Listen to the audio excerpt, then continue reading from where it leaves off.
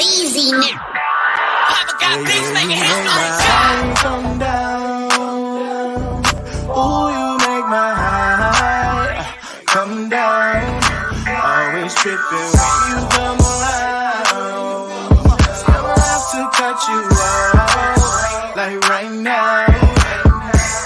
You see, I don't have to drive me. You can say that for your mama. Maybe you should smoke some. Me try the marijuana. I was never you good. The vibe was straight. Showed you a couple of things and they ain't finna change. I treated you right. Everything was a gift from a time to your bag and the color on your lip. Yeah, you Welcome to the Seahawks Man-to-Man podcast, powered by The Athletic. Shout out to the company. My name is Michael-Shawn and I'm here with my co-host, Christopher Kidd. Make sure you follow us both up on the tweet machine. You guys know where to follow me, Mikedugar. I'm verified on Twitter. Shout out to Elon, has not taken away my check. Also, shout out to our YouTube subscribers, Seahawks Man-to-Man on YouTube. If you haven't subscribed, just go hit the button. Even if you just listen to audio, just go hit the button anyway. It just, helps us out. Chris, talk to him. What is good, everybody? It's your boy, Christopher Kidd. Be sure to follow me on Twitter at CKIDD206, and that's CKid206. All right, as we're heading into week 14, Seahawks, Panthers. Seahawks at 7-5, Panthers at 4-8. Not very good. So, we want to spend a little bit more time on the Seahawks themselves. We'll talk a little bit about the Panthers as well. The Panthers who are starting Sam Darnold, by the way.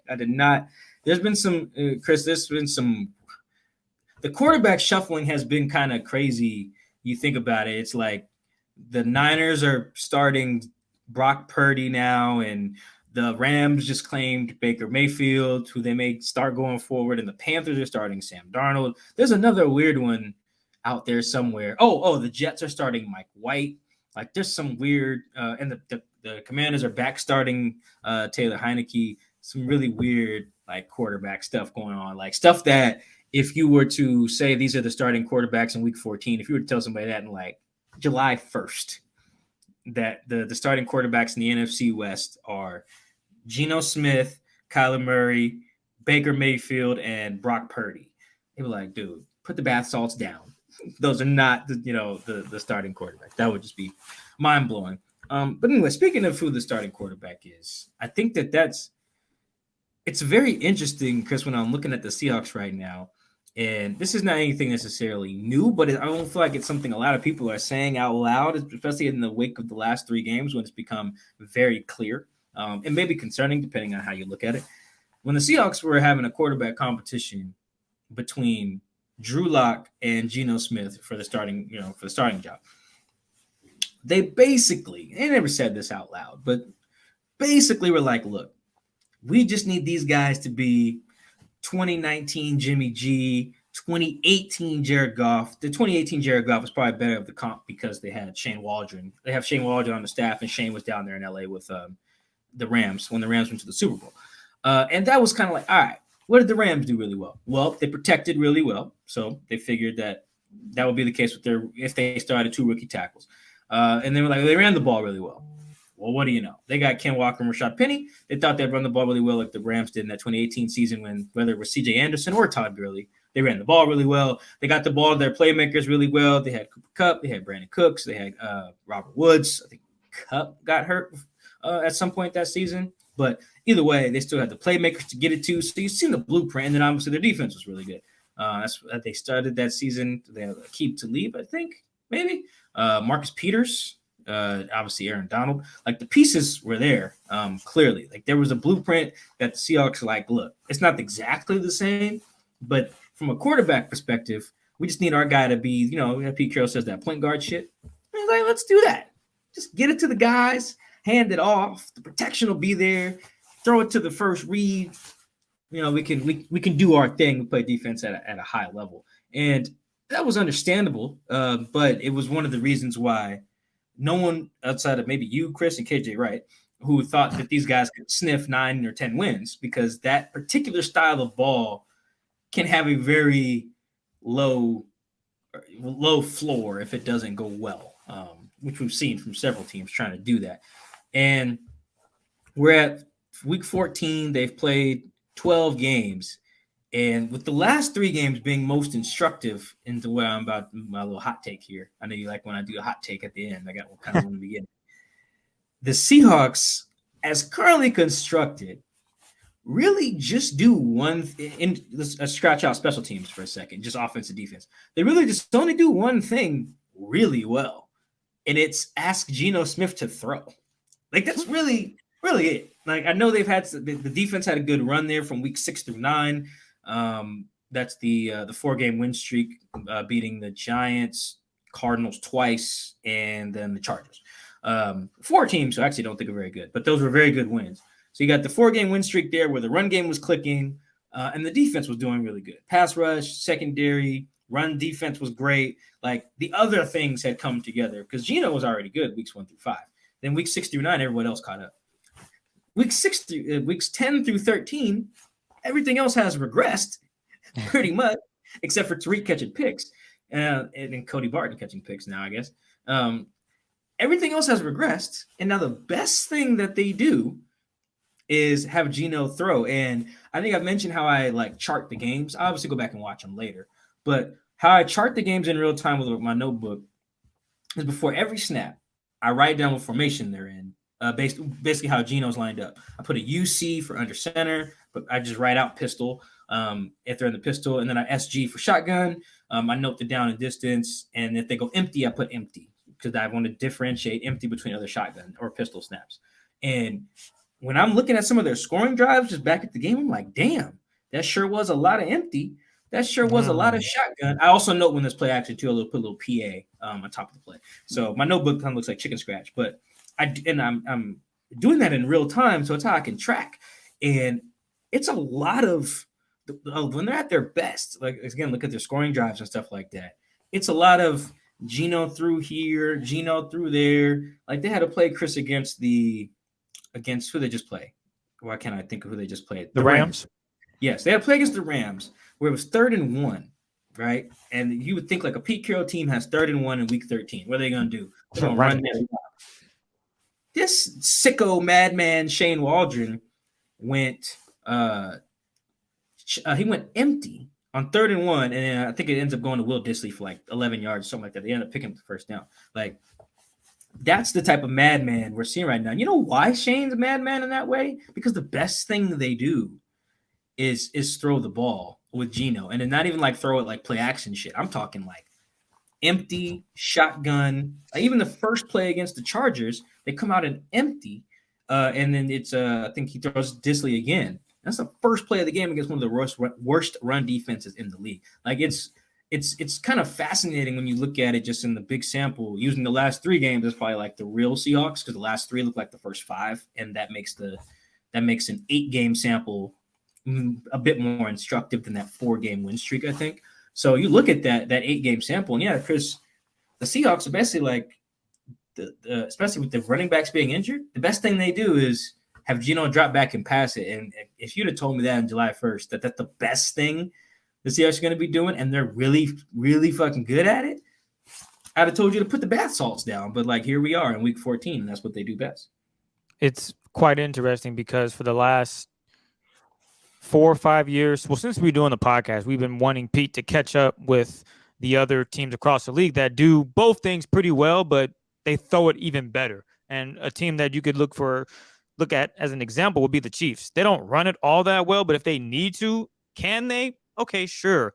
But the one thing that they are elite at is throwing the ball, and that's because they have Patrick Mahomes back there, one of the best, if not the best quarterback in the league. And then you look at Pete Carroll, his DNA, you've mentioned it. It's all about having control. Basically, what the Rams did to the Seahawks on the first possession, that's what Pete would love to do. He would love to just run it down your throat, punch it in the end zone, 7-0. We sent that other team a message. And teams are doing that to the Seahawks. And Pete's like, damn, running back situation, kind of scary. We can try to run, but for whatever reason, the run game isn't working. Mike, you did a whole review on it, on what has been going on these past few weeks, on why they're struggling running the football. But then he's like, I got this guy named Geno who seems to be one of the best quarterbacks in the league. So you know what, Shane, do what you got to do, man. And the best part about it, I know you've talked about it multiple times about, do they score too fast? Because the defense obviously needs a break. You don't want to score in 3 minutes and your defense just gave up a touchdown. The team just ran down their throat. They're going to be a little tired. Obviously, it's a long game.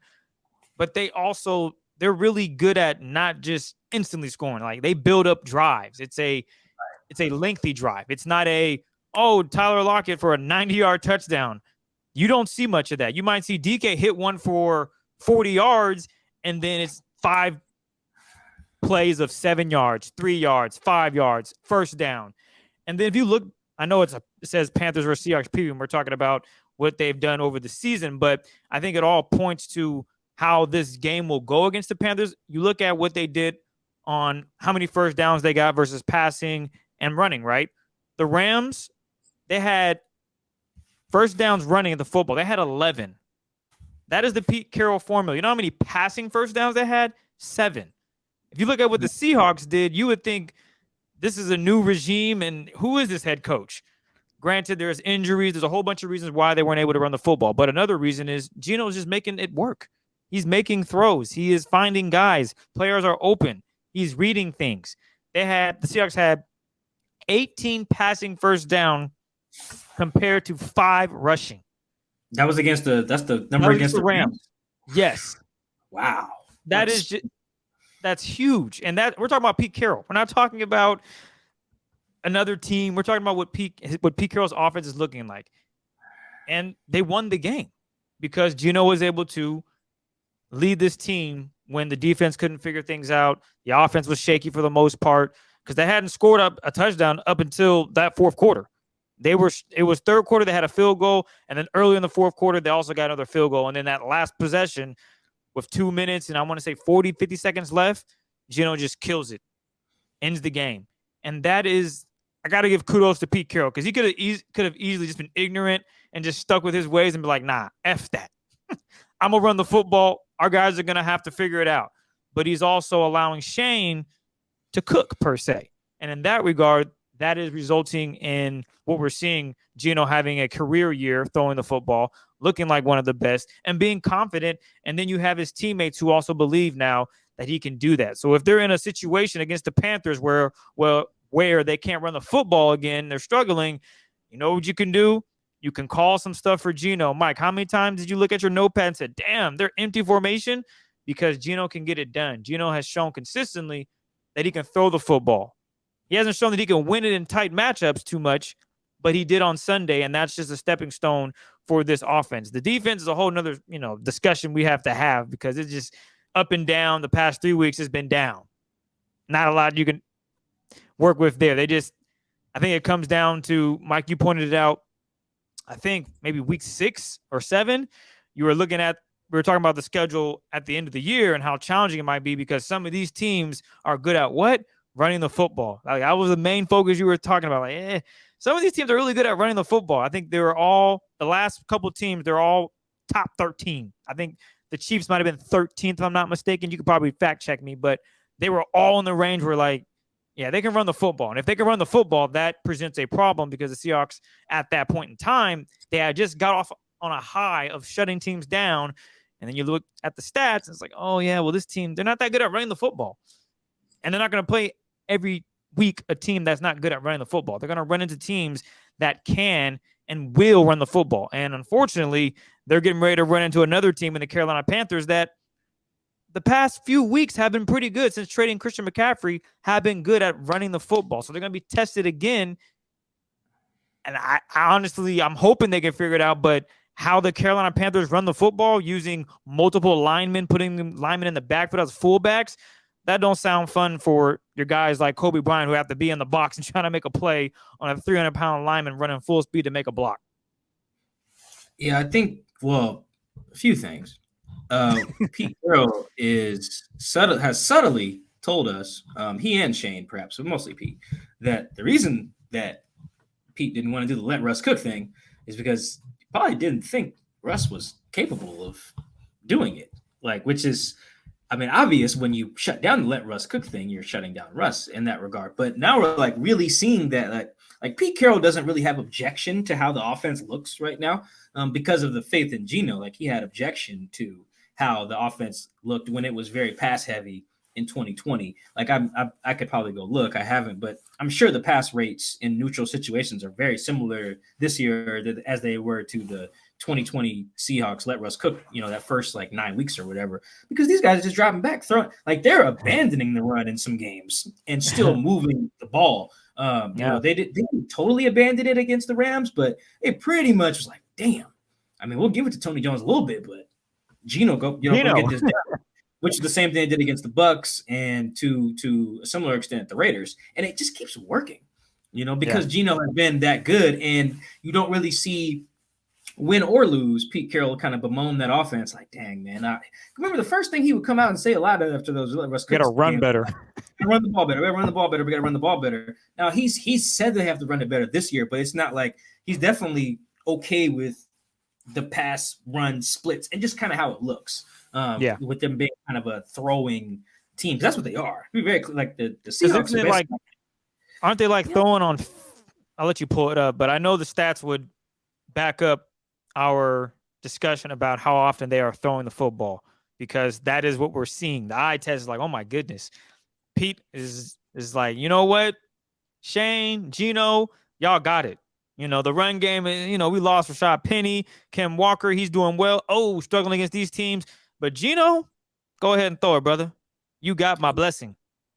And it's not that they don't run it at all. And they were running it really well there week 6 through 9 when Cannon just went crazy and won offensive rookie of the month. Like, they do run it, but like you look at these last few weeks, again, I think the last few weeks have been an example of who they're more likely to be going forward. And as I pull up the pass rate in neutral down situations, so this is first and second down outside of 2 minute, which clearly teams are just throwing, and outside of blowouts, right? Because blowouts can kind of skew it one way or the other. If you're getting blown out, you're throwing it. If you're blowing the other team out, you're running it. So if we just look at when the game is in reach and it's not a 2 minute situation.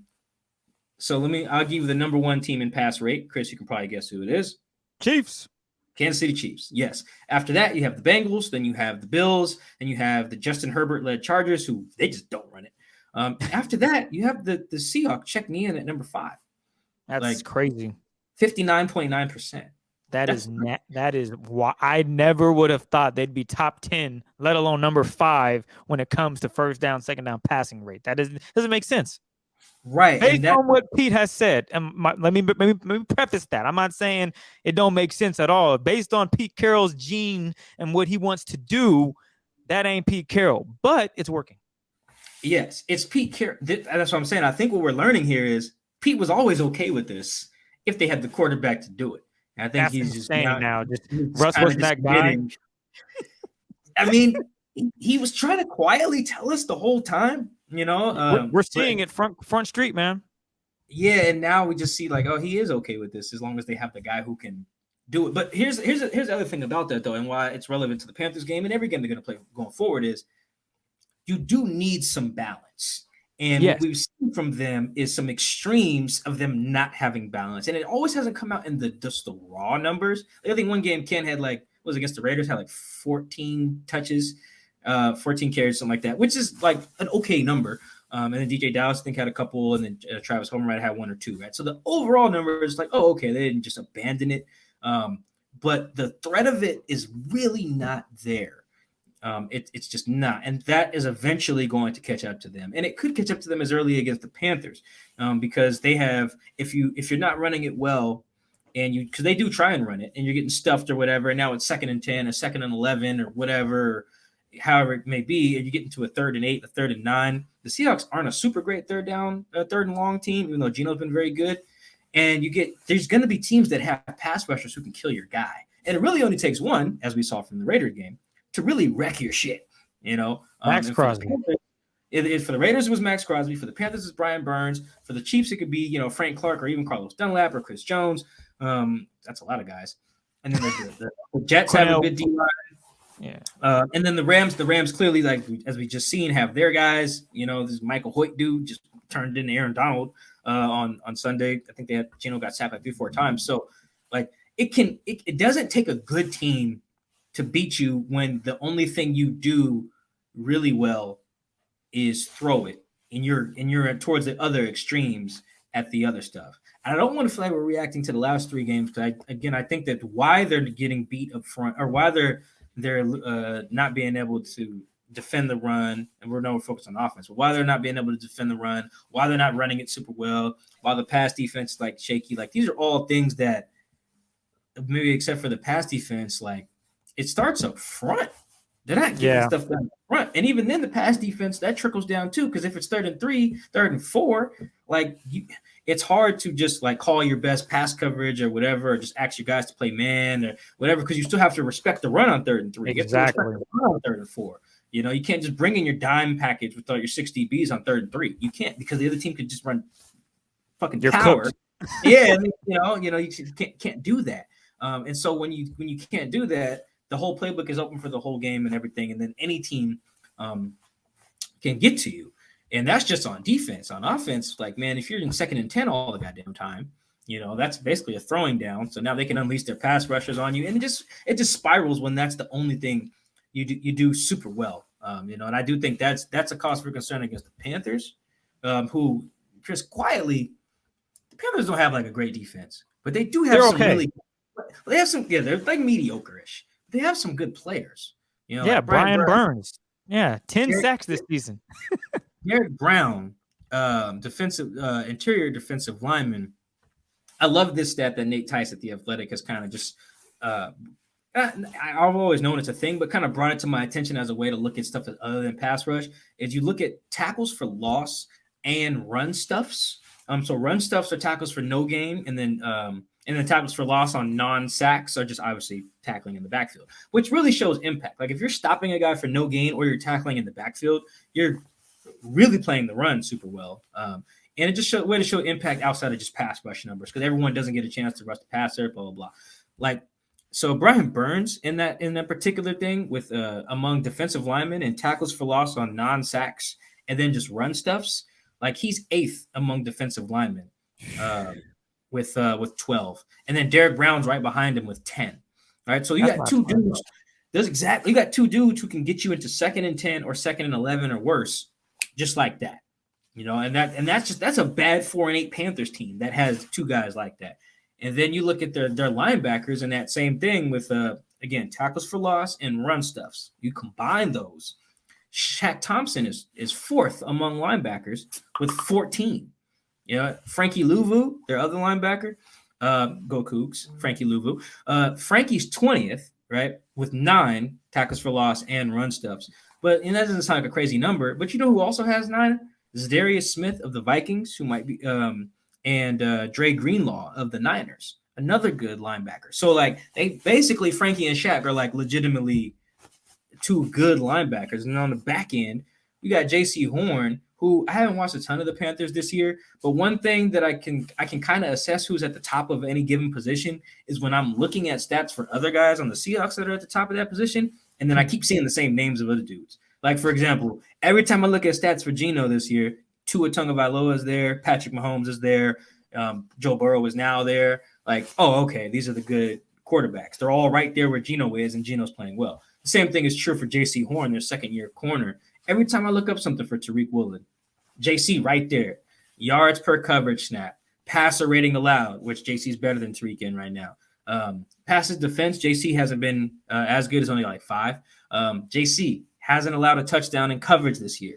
Like everywhere, every level of the defense, there's someone. Yeah. Yeah, there's a dude. And as we saw against the Raiders, takes 2 or 3, I should say, but it takes 2 or 3. But also what we learned against the Raiders is if your blue chip guys just play well for that day, doesn't even matter what they've done the rest of the year. They play well that day, you can lose anybody. The Raiders have 4 good players: Derek Carr, Devontae Adams, Josh Jacobs, and Max Crosby. They all played well on one day, and the Seahawks lost. Same thing can be true of a Panthers team. If you don't bring your A game. If J.C. Horn plays well, and Derek Brown and Shaq Thompson and Brian Burns, boom, you can. Tough day, especially when you're one dimensional. The way the Seahawks are, Chris. So I'm a little worried, and that's just kind of looking at the offense, like defensively. We talked about defense so much. I don't know how much we could add on to that, but did you watch the film of the Rams game? Did you watch Seahawks defense? Yeah. And I'm gonna write about this too. This will probably I'll write about it as well. Go ahead. You look at the defensive line, right? They have a lot of jobs per se, a lot of responsibility, a lot of things they have to do because what they do helps out everyone behind them. Right. If you're not getting penetration, you're getting pushed back to linebackers. That creates running lanes, obviously, for the running backs. It creates time for the quarterback who wants to throw. And you saw that against the Rams. You see the play action, what happens? Everyone is out of position. Well, I get it. But you got to get back. And they don't get back quick enough. You're not seeing that spark. And it's becoming an issue. If the Carolina Panthers run the football really well, it just allows them to it opens up the playbook.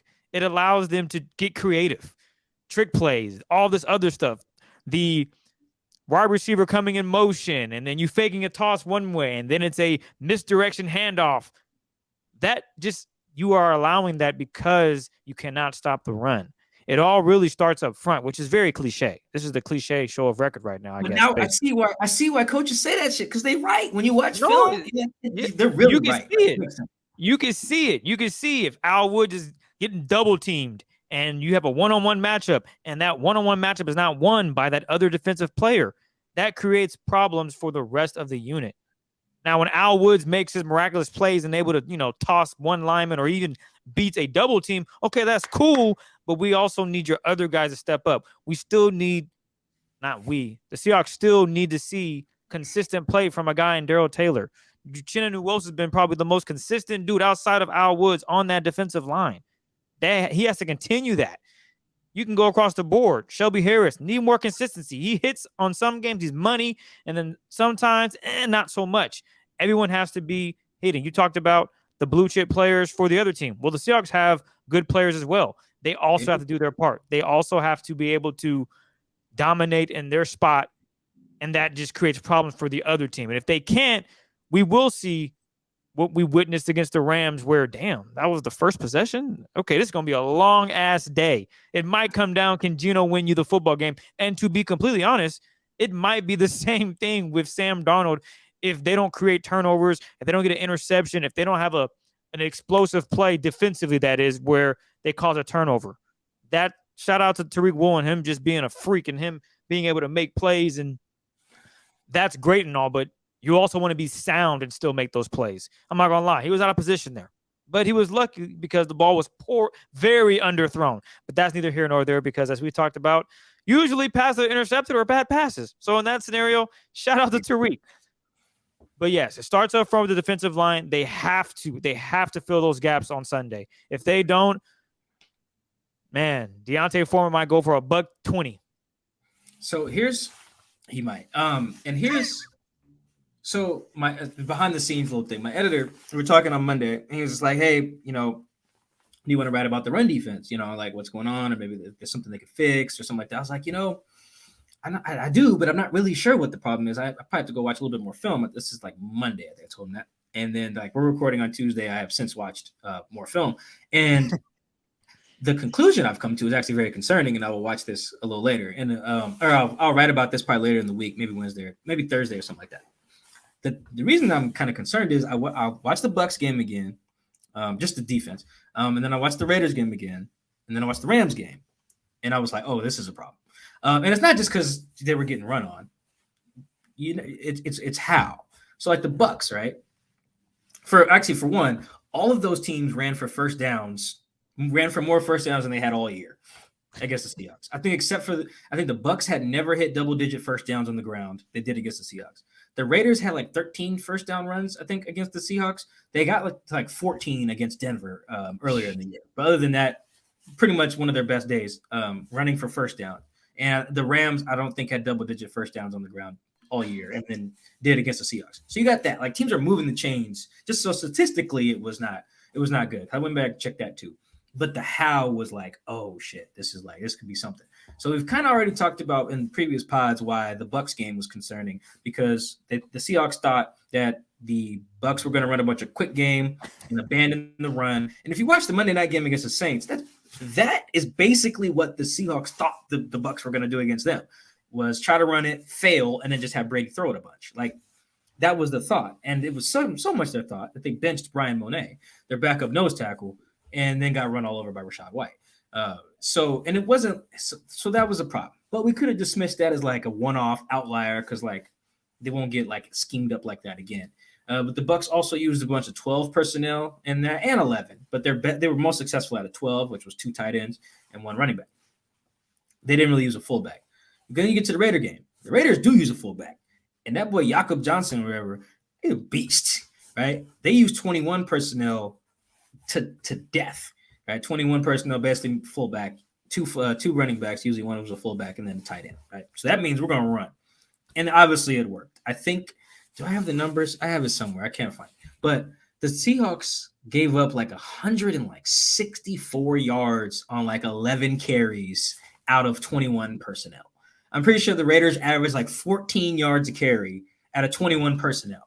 That's insane, right? But not only is that insane, it's totally different than how they lost the Bucs game, right? So now you got back-to-back weeks where the other team has schemed up ways to run it on you with success that they had never had all year, right? That was a career high by Josh Jacobs and a career high by Rashad White, and they did it completely different ways.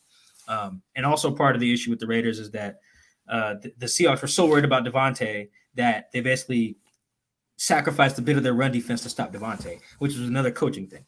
All right, go to the Rams game. These guys are starting John Wolford. And like you said, they're doing all this misdirection stuff, and they're doing it out of a different personnel grouping than the Raiders and the Bucs. By my count, the Rams ran 11 personnel, which is 1 running back and 1 tight end. They ran that the entire game, like literally the whole game, 1 personnel grouping, and ran for 171 yards. They did it with running backs. They did it with their quarterbacks on boots. And I know the boots don't go into the designed run category, but they're still part of it, because when you're booting your quarterback out, you also account for the fact that if there's nothing there, he can just run. Which is what happened when Bryce Perkins came in on the one snap he played. He ran for 5 yards on a scramble. He ran for a first down. He did, yes. Yeah, he did. It was 3rd and 3 or something, and they called the bootleg. I'm like, how do you not see this coming? I saw it coming. He ain't throwing it. Once they put the black quarterback in, they run it. That's what. That's how you got to see that. And so you got the Rams did it completely differently than the Bucs and the Raiders did. They ran misdirection, under center, jet sweep stuff. Like they did it. A lot of perimeter run game, whereas the other teams were a little different, a little bit more smash mouth, I guess I should say. And that's where I was when I finished all 3 games. I was like, oh, okay. So every week the other team is scheming up a way to run it on the Seahawks. That's bad. If it was one thing, that would still be bad. But like, you can eventually fix one thing and force the other team to do something else. Like, and then I watched the Carolina game. Watched them against the who they play, Denver. Watched Carolina versus Denver from week 12, and the Carolina, they had a game plan that was a little bit of Niners. Bucs, okay. Yes, the Niners. But for you to stay with the example, it was a kind of like Bucs and Raiders combined. So like you mentioned earlier, they used a 325-pound fullback. They're basically using one of their extra linemen as a fullback, not as an extra tackle. They put Trey Grady in the backfield at 300 pounds and ran it. And then they're doing the George Fant thing. Seahawks fans remember when it was always number 74 is eligible. I don't know if you guys can hear that on TV when they say yeah. That? Yep. Yeah. Okay. Yeah. So I can't speak for everybody else because I'm locked in. So I mean, if you hear it, it's there. Yeah. So number 74 is eligible. They usually repeat it. Like the Panthers do that as well with one of their extra tackles named Cam Fleming, I think is his name. So they have plays where they have a fullback that's 300 pounds. They have an extra lineman. So you got 7 linemen essentially on the field, and then like DJ Moore, and then they run it. Like that's a combination of both teams, just downhill smash mouth. And then their running back, Deontay Foreman, has been like a top 5 running back in the league since the Christian McCaffrey trade. I got them stats in front of me still. I do. All right. So since week 7, which is when, that's after the Christian McCaffrey trade, The Panthers are 6th in yards per carry on design runs. That's 136 yards a game. That's very good. Scary. Yeah, it's very good. And then Deontay Foreman, he's 5th in rushing yards among running backs in that same span, right? So he's been like a top 5, 6-ish back in the league since they got rid of who we all thought was a top 5-ish, running back. And the way they're doing it, at least Sam Darnold's only played one game for them, and it was the Denver game. But I imagine because it freaking worked that they'll do it again. They put the fullback in the game. They were under center a lot. They did a lot of play action. They ran it downhill a lot, not a lot of perimeter stuff. And Sam Darnold, as a result, didn't turn it over, and he wasn't sacked. And he threw 3 explosive completions, and he threw a touchdown pass. The touchdown pass was against Patrick Surtain, the second, and it was off play action. He had another explosive to DJ Moore over the middle. It was off play action, and it was against Patrick Surtain. He had a 52-yard completion down the sideline, off play action against Patrick Surtain II. Like that was their game plan. Play action, come downhill at you, and then if we got a shot, even if it's against your best corner, we're gonna take it. And I'm not saying that's exactly what's gonna work against the Seahawks, but damn it, I can see Steve Wilkes trying it. And that's scary. Sam Darnold ain't good. If Sam Darnold can do that against Denver's passing defense, which is their defense is a really whole good league, yeah. If he could do that, a bad quarterback like Sam Darnold can do that against that team, what can he possibly do against a Seahawks defense that's statistically and on film just far worse than Denver? Like, I think there are reasons to be very concerned defensively for the reasons I mentioned. Teams are just finding a new way to scheme it up every week, and they're having success. Quarterback situation be damned, and that's problematic for me when I watch the film and then look at the numbers on it. Before we get out of here, I'll say this. I think as the defensive coordinators for the Seahawks coming into this game, look at what they do best and try to stop it. Don't think, oh, DJ Moore, he's probably he's a star on this team. We're going to focus on shutting him down. He hasn't been all that this season. There's no need to really worry about him. Obviously, you want to stop him, but clearly there's bigger issues. The run game. You need to stop that. You look at what they try to do against the Raiders. Pete Carroll even admitted, we want to slow down Devontae. We realize he's elite. We're not letting him beat us. They also forgot there's a guy, named Josh Jacobs who's pretty good at running the football. Mm-hmm. Raiders like, oh, cool. 2 safeties? We're going to run it. We're just going to run it. Oh, you're not going to change? You're not going to make – what do you say? I said with the fullback, too, against those 2 high safeties. Whew. You're not going to make any adjustments? Cool. We're going to continue to run the football because we think we can break one. Oh, overtime? First play? You know what? They're in too high again. Let's just run it. Jakob, you ready? Let's go. Touchdown. Ball game.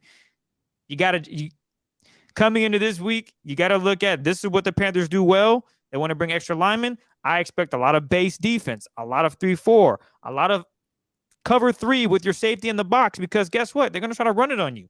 Now it's up to your defensive linemen and these guys to move these offensive linemen back and get that line of scrimmage established, obviously. But don't put your defense in a situation where maybe you see a lot of Kobe Bryant out there because you're expecting them to try to use DJ Moore or other receivers. They're not. That's not their style.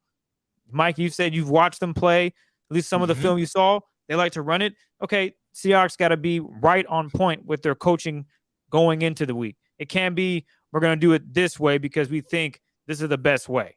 No. Go off what the film is telling you. Go what your eyes are seeing, what they're telling you. If it's saying this is going to be a run, they're going to try to slap us in the face and run the football. All right, bring out the heavy-duty guys. Brian Monet needs to be in that front.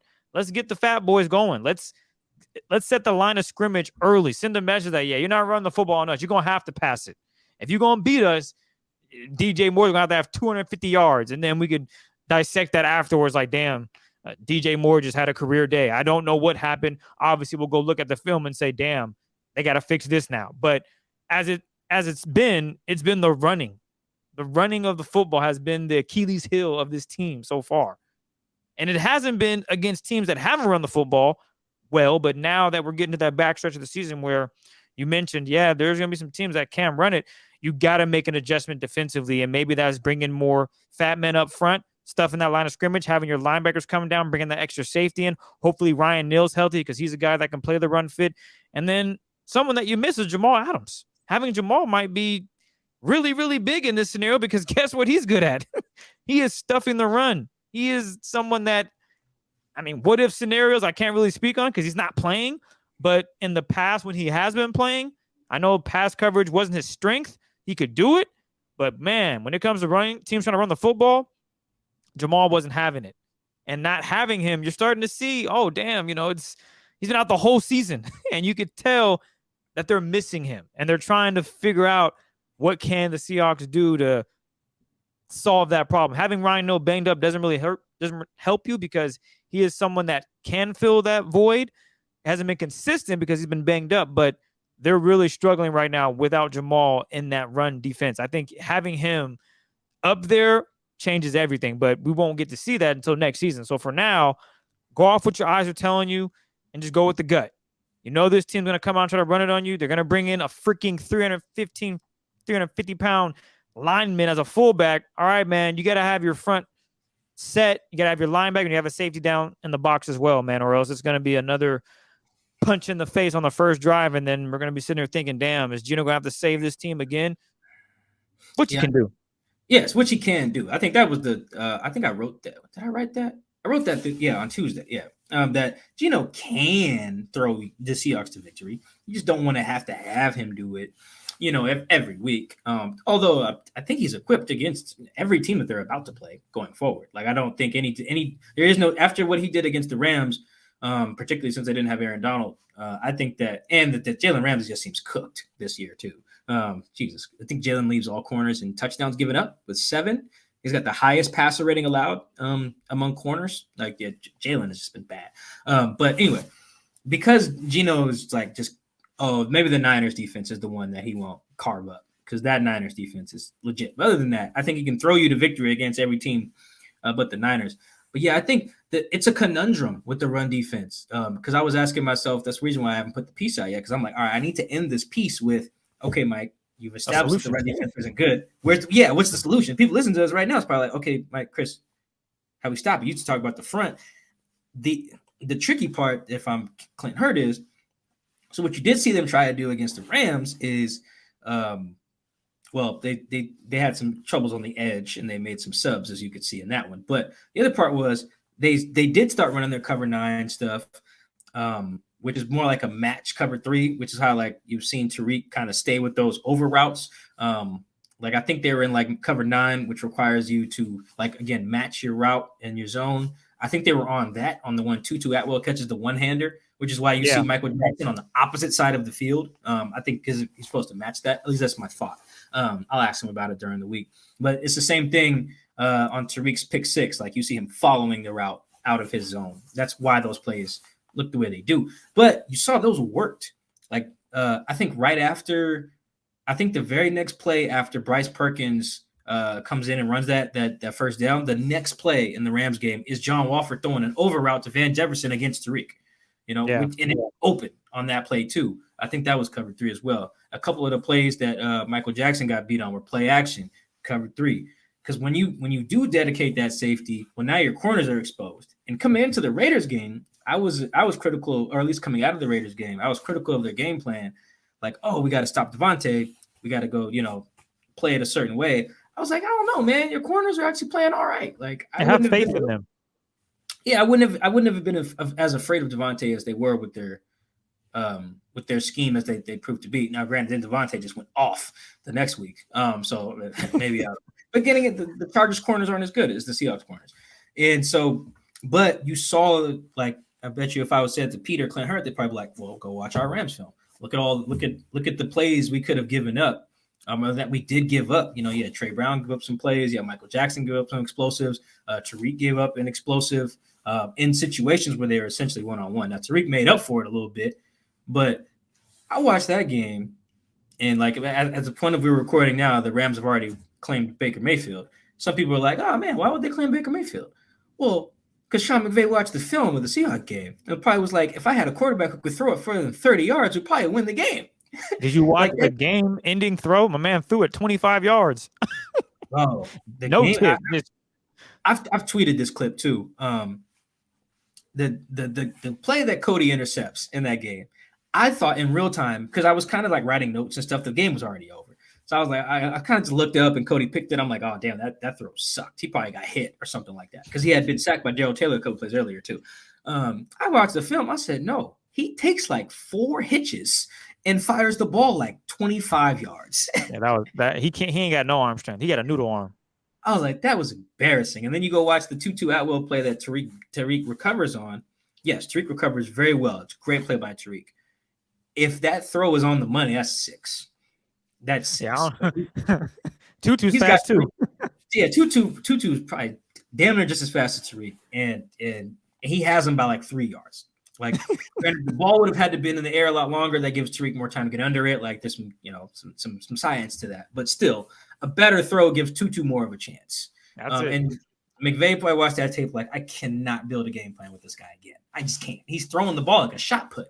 It was like that's insane. And they're not going to play quarterbacks who throw with a shot put every week. And they're going to need their corners to hold up. I think Tariq will be fine holding up. But now that the issue, going back to the run stopping thing, the issue now is you dedicate those guys to the box. Well, now you got this rotating thing you're doing with Trey Brown and Michael Jackson, which stop that. That needs to stop. That's got to end. Dead that. Yeah. Pick a guy. I don't really care who it is at this point, whether it's Trey or whether it's Michael Jackson. Didn't you like it at first, though, Mike? Weren't you on board or you understood it? I swear you said you kind of understood because I told you, I was like, Mike, I don't like that. And you're like, nah, Chris, I get it. And I'm like, no, I don't. Maybe I'm misquoting you, but I swear earlier in the year, you didn't have a problem with it. Or maybe not this year, but I know we've talked about this. Do you not remember this conversation? I didn't like it when they were doing it with Trey Flowers and Quentin Dunbar. I never liked that. So maybe I'm just misreading something, misinterpreted something you said. Because I swear you were on board like, nah, Chris, I rock. I'm like, what? No, this is not good. I could have said, I'm not saying I didn't. We talk a lot and we have done a million pods. So that's very possible. Well, it wasn't on wax. It wasn't on a pod. Okay. This is just me and you chopping it up. And you were like, nah, I get it. I get what Pete's doing. I'm like, no, Mike, I don't get it. There's no point. But clearly you have changed. So that's fine. Maybe I'm wrong and I am remembering something else. So that could be it. But long story short, yes, they gotta dead that. Yeah. Stop that. Because I think that'll help. Because realistically, I do think Michael Jackson can hold his own. Like he's made some really good plays in coverage this year.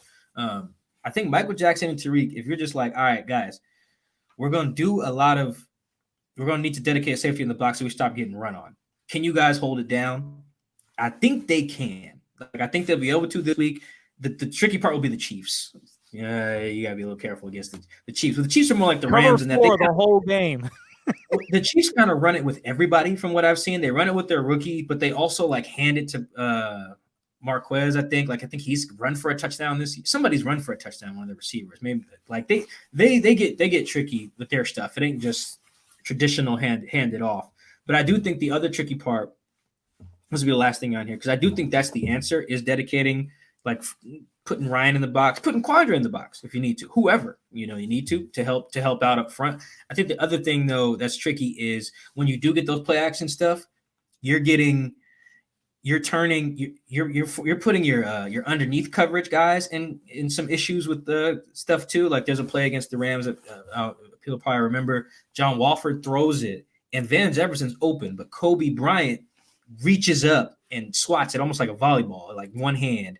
And that's a great play by Kobe. That ball, again, you get a guy that's not throwing it like a medicine ball.